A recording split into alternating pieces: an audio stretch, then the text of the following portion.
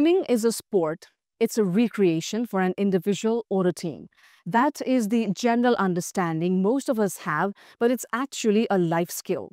Did you know that in Nepal, on average, 1,600 people lose their lives to drowning? That is almost 5 deaths on a daily basis. With water bodies present in almost every environment, knowing how to swim equips individuals with ability to navigate these spaces safely. To highlight on the importance of swimming as a life skill, today we are joined by Mr. Brendon Ward, CEO of Swim Coaches and Teachers Australia. Welcome to Kantipur News. Thank you. How have you been? Is this your first time in Nepal? First time in Nepal and loving it. Loving it. Yes. How many days has it been? We got here 6 days ago and tomorrow we leave. So 7 days, 1 full week. Yeah. I heard you also got to see the mountains, took a mountain flight. It was stunning. It was so impressive. We got very close. The ranges, the snow, and of course the giant Mount Everest standing head and shoulders above it was just magnificent. To highlight on your experience so far, could you tell us a little about how many years have you been leading this Swim Coaches Australia and in this overall sector? I started as CEO nearly 8 years ago, and I've been in this sector since 1999 in a paid capacity. But I started as a pool lifeguard when I was just 15 years old. So it's a long time. I won't say how many years because that would tell, but a long time. I've been a pool lifeguard, a surf lifeguard, a swim teacher, and involved in water safety and drowning prevention for a long time. Funding organisations. I managed the drowning database in New Zealand for 5 years, and we recorded every single drowning from police advice, from coroner reports, and we worked on where could we help, how could we make a difference. But this is just an estimation because the accurate data, we don't have an accurate data because the data collection is not as much as it should be in our country. But it is said that around 1,600 people die in Nepal every year due to drowning itself. How have you viewed the overall global scenario and then for countries like Nepal? It's really interesting. The World Health Organization has come out and said that globally, it's estimated 300,000 people drown each year. 300,000, and that's underrepresented. You know, we know that the figures here in Nepal are underrepresented. We think that it's 1,600, but it's probably more. And it's really interesting from the statistics that the World Health Organization have got. They've said one of the key things that countries need to do better is the reporting. And it's estimated that 92% of all of those drownings, 92% happen in low and middle income countries. And of course, that's where Nepal fits in. And it's a significant issue here in Nepal. Do you think there's a particular reason for countries like Nepal, like 92% of the overall drowning? That's a large number. It's a huge number. And look, I think in Nepal and in other countries like Nepal, it hasn't been a priority.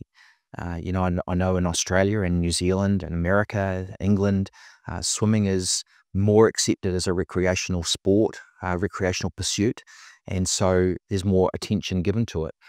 Whereas for many cultures, many countries, people are told, don't go near the water, stay out. And then a flood comes and they don't know what to do. And so I think part of it is raising that awareness of what you said at the beginning, that swimming isn't just a sport, it's a core life skill that everyone should have. I've heard stories of people that have drowned in Nepal where a group of ladies, women, have gone down to the local lake, it might be, or water area on an annual basis to refresh themselves and to, duck under the water. And instances where someone's fallen, lost their footing and drag others with them. And then you have multiple incidents, multiple fatalities. So, I think there's lots of cultural things that happen, which means that water is still accessible and still used, and people need to know how to be safe in it. In your observation, what age groups and communities do you think are more vulnerable to drowning? Without a doubt, it's children. Unquestionably, a quarter of all drownings are children, and particularly the 0 to 5 year age group. but also males. More than half of all drownings in some countries, and in most cases 80% or more of the drownings are males. Bravado, males think they can do anything and they take risks, and I suppose more males are doing things like fishing and, you know, catering for the family. So it's definitely the young children and males, and typically around rivers and flowing water. How can swimming be promoted as a life skill rather than just a sport? It's doing things like this. It's raising the awareness, but I think it's also an opportunity for people to think about, where are they spending their money? You know, you could go and play football or basketball or learn music, but is that going to save your life? This is something that can save not only your life, but maybe the life of someone else. And so I think it's raising awareness, but I think there's a whole lot of other initiatives that can be put in place, you know, in the school system, um, getting parents more understanding. I know that in Australia we have a big migrant community, and lots of Nepalese. 200,000 Nepalese people live in Australia, and so it's about reaching out to people to model that behaviour and become teachers, become lifeguards, and show the children, their children, that they can swim. It's interesting when you see the government prioritize or restructure their priority list, especially when it comes to sports, because here we are talking about lack of funding in major sports like football or let's say cricket. And how do we go about changing the priority preference? That's a really tough question, but I think the public policy is really important. You know, this is a health impact, it's an education outcome, and those are probably the two main government agencies that should be thinking about this. But it's also an opportunity. You know, in other countries, a lot of other countries, the learn to swim industry is massive, and it creates careers, it creates opportunities for jobs, it creates opportunities for people that want to travel internationally to go somewhere with a qualification and get a job as a student, or when they're traveling, or even when they're living in another country. So I think there are definitely opportunities, but someone has to take the lead. And the World Health Organization is saying they're going to work with countries where there is no system, there is no strategy around water safety, to try and put one in place. And I think that's crucial for Nepal. It's very opportune that you highlighted the fact that if we focus on this sector, create employment opportunities. This also comes amid Labor and Employment Summit that's underway in the capital. How do you think parental supervision can play a role in avoiding or drowning prevention? It's a proven strategy. And internationally, we have policies like, at public swimming pools, any child under the age of 9 must be actively supervised by a parent who is within arm's reach to provide immediate assistance. So active supervision doesn't mean playing on your phone. It doesn't mean talking with your friends. It means active supervision. I'm actively watching my children or child, and being able to provide an immediate assistance if required. So, you know, I think whether that's in a public swimming pool, whether it's at a school pool, whether it's in a lake, at the river, it doesn't matter. It's about being constantly vigilant. Mhm. But it's challenging for a country like Nepal, right? When most of the children, most of the time of the day, are unsupervised. And a lot of parents also have to go away for their jobs, for their works, even if they're in their houses. It's interesting. One of the key statistics or recommendations from the World Health Organization is daycare. In providing supervision for children. Maybe it's not the parents, maybe it's through a daycare system. And so again, this is where the education department is really important, to try and put some of those strategies in place. Besides swimming lessons, what other measures do you think would be crucial in preventing drowning? Oh, so many. So first of all, signage. I think signage is really important, making people aware that there could be a sudden flood, or that there is a deep water area somewhere. So signage is one. I think the other one is training bystanders to be able to provide resuscitation and rescue. So whether it's you know, passing someone something to pull them in, or being able to get in and rescue someone themselves, being able to do CPR. so the cardiopulmonary resuscitation, where you're pumping the heart for someone who's not breathing.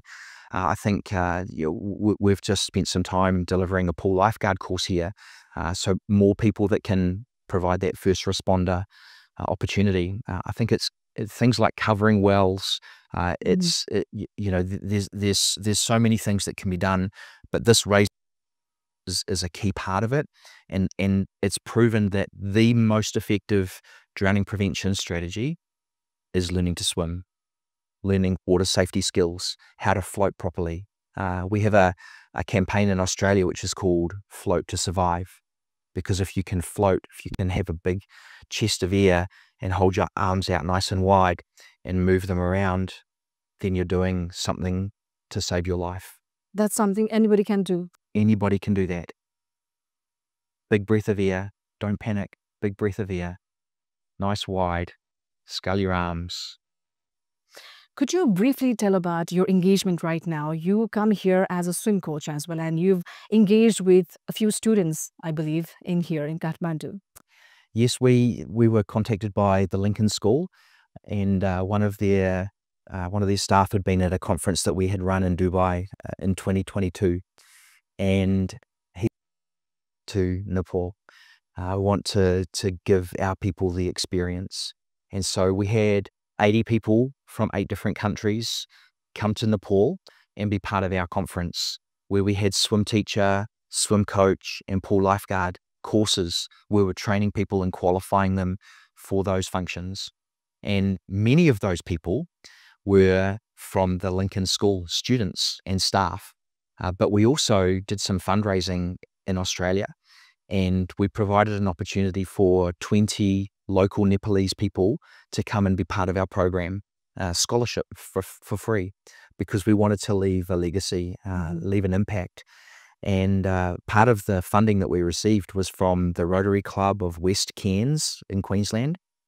They've got a very strong Nepalese community, and unfortunately a few years ago they had 24 Nepalese people drown. Someone got into trouble, and they got into trouble, and then someone else went to help and they got into trouble. So this is where I say that training people how to rescue people is so important. And so they provided a lot of the funding for us to do what we've done here. And while we've been here, we've been able to talk with a researcher, Bug Buddy, and she's provided some great insights for us about what's happening in Nepal and how things can be helped. We've also met with the Life Saving Nepal people, and we're going to be providing our resources for free for Life Saving Nepal to carry on running pool lifeguard courses here in Nepal. And we're meeting with the Rotary Club, many Rotary clubs, but one to start with here in Nepal, to see what they can do around funding so that we can help get more people trained, more people qualified, and deliver more programs. So your engagement this time laid a proper foundation for future work. Hoping it's our first time here, and I sincerely hope it's not our last. What is next in plan? Because there definitely seems to be a necessity to address this on a policy level as well.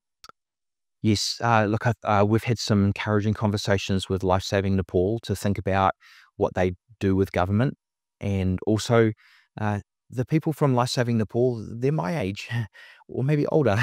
So we need to get some younger people, some young energy, some enthusiasm from people that would like to be involved, to carry on, take the torch and carry it forward, carry on delivering this really important message.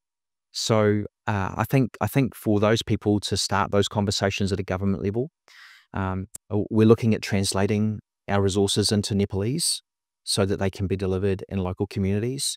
And I know that from the statistics, most of the drownings happen in the lower areas of Nepal. And so I think there's a large piece of work to be done there. Maybe some outreach from people like Lincoln School or others that are trained and can do the work. If we can provide some funding for those people to go down and deliver more training, more public awareness, more signage, that would be great. You have observed a lot of global practices in drowning prevention. What do you think would be implementable, effective global good practices that Nepal can, follow? Uh, the things that could be implemented straight away is the teacher training. If we could come to an arrangement with education, the government education department, then there's no reason why teachers can't be talking about what is a water safety culture, what are some of the things for people, children in particular, to be aware of, and starting the conversation, start the discussion. It doesn't have to be going to the swimming pool and doing swimming lessons or going to the river and doing swimming lessons. It can start from a conversation. And I think that's the first and most important thing that we can do. Build it into the curriculum. When you're doing maths, you could be calculating volume. What's the volume of an Olympic-sized swimming pool filled with water? It's building it into the curriculum so that children are exposed to it. They can go home and hopefully talk about it with their parents, and maybe they start asking to be taught how to swim. What I've observed in Nepal is that it's not as strong a culture for health and safety. And so I know road safety gets a lot of funding and a lot of attention, and putting traffic lights up and everything else. And so I think as the safety culture starts to build, it starts to build across all of the different areas. So not just road safety, but also drowning prevention and maybe some other things as well. So I think part of it is becoming more aware of where the opportunities are, and then I think like I say, it's getting more people delivering swimming lessons, having more people doing swimming lessons, and making sure that they understand and can apply what they're learning. What practices that you have observed in your own country, back home, that can be implemented in here and can be as effective? One of the first things is around barriers. We talked about supervision and parents watching their children all the time. But of course, no parent can do that all the time, right? We know how fast children are. Sure. And so in Australia and New Zealand and many other countries, they put in place a swimming pool fencing policy with automatically closing gates. And so, I think, and that had a huge impact. We talked about the number one drowning statistic being children 0 to 5. It's an immediate win. And I mean, I talk about fencing pools, and yes, there are some pools here, but there's also toilets and baths and buckets, and all of those things are absolute traps for children. So water is shiny, it's attractive, and so kids are naturally drawn to it, and especially young babies, they have, their head is much heavier, and so if they tip or fall, then they can't get out. And so even just 3 or 4 inches of water is enough for a baby to drown in. So I think some of those barriers, putting things away, closing bathroom doors, those sorts of things are crucially important. So that's the first one, the barriers. And then the second one, we have safety awareness weeks. And so we have a Swim Safer Week each year in November, which is the start of our summer. And we're highlighting the need for people to learn how to swim. We're highlighting some of the statistics, and encouraging parents to do something, whether it's putting their kids into a program, or whether it's having a discussion, or whether it's familiarizing them with water. We have opportunity for people to pour cups of water over the face, so children get used to the water on their face, those sorts of things. So I think that's probably the best place to start. Normally, when we think about drowning, we picture someone drowning in river, but then even buckets and 3 inches of water is, killer. It's scary, isn't it? It's very scary. And I know for me, I have 4 children, and I started their water safety program when they were 1 day old, in the little bathtub at the hospital, by swishing them around in the water and splashing the water up on their chest and just getting them used to it. And that's where it starts. And it's as simple as that, and taking them on that journey all the way through. So yeah, I think don't be afraid, but learn how to respect the water and do it properly. If we do not take prevention of drowning seriously, immediately or at the earliest, how do you think the scenario will unfold? I think it's more tragedy. As I said, the drowning statistic in Nepal we think is underrepresented. I think you said 5 drownings a day. On average? On average, 5 Almost. drownings a day. If we do nothing, then that's going to stay the same or get worse. We're in a period of global warming, apparently. What does that mean? It means more water. It means more floods. It means more weather, storms, cyclones, weather events. And I think if we don't do something now, it's going to get worse. So we have to act, and we have to use all of the tools at our disposal. And if we can help from Australia, then we will absolutely do that. Mr. Brendon Ward, thank you so much for your time. Thank you. You're welcome. Swimming is not just a sport, but a life skill. It also plays a critical role in emergencies, enabling people to assist others in distress. Given that drowning is a leading cause in accidental deaths worldwide, it is high time the government and we ourselves consider incorporating swimming as a fundamental skill rather than merely a recreational activity. Thank you so much for watching Kantipur News Talk. That's all for the moment. Bye for now.